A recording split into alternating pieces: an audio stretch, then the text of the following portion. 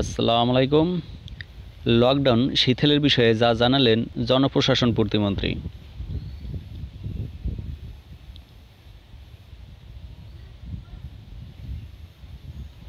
আগামী 23 জুলাই থেকে শুরু হচ্ছে কঠোর লকডাউন, যা চলবে আগামী 5 আগস্ট পর্যন্ত। বুধবার রাতে জনপ্রশাসন প্রতিমন্ত্রী ফরহাদ হোসেন এ তথ্য নিশ্চিত করেছেন। ছড়ানো গুজবে কান না দিতে গণমাধ্যমকে ফের বিধিনিষেধের বিষয়ে তথ্য দেন প্রতিমন্ত্রী। সবাইকে ঈদের শুভেচ্ছা জানিয়ে ফরহাদ হোসেন বলেন, সরকার ঈদের আগে বিধিনিষেধ শিথিল করার সব শ্রেণীর মানুষ সুন্দরভাবে ঈদ উদযাপন করতে পেরেছেন। পশুর হাটগুলোতে ভালোভাবে কোরবানির পশু কিনতে পেরেছেন। যারা ঈদের আগে ঢাকা এসেছিলেন তারা সুন্দর পরিবেশে ঈদের পরদিনের মধ্যে বাড়ি ফিরতে পারবেন।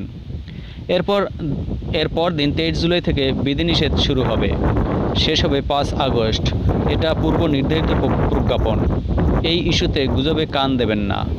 প্রতিমন্ত্রী আরও বলেন, আগামী 23 জুলাই সকাল 6টা থেকে 5 আগস্ট দিবাগত রাত 12টা পর্যন্ত কঠোর বিধিনিষেধ দিয়েছে সরকার।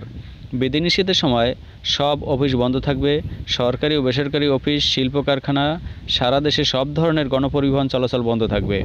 বিধিনিষেধ শেষে যেন ঢাকায় চাকরিরত কর্মকর্তা কর্মচারীরা ফিরতে পারেন।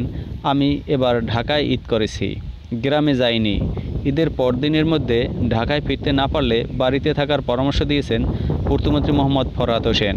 কঠোর লকডাউন পালনে দেশবাসীর সহযোগিতা চেয়ে জনপ্রশাসন প্রতিমন্ত্রী বলেন, এই 14 দিন যদি আমরা বিধিনিষেধ মানি তাহলে সংক্রমণের চেইনটা ভাঙতে পারব। সবাই যার যার অবস্থান থেকে সহযোগিতা করবেন। ধন্যবাদ সকলকে।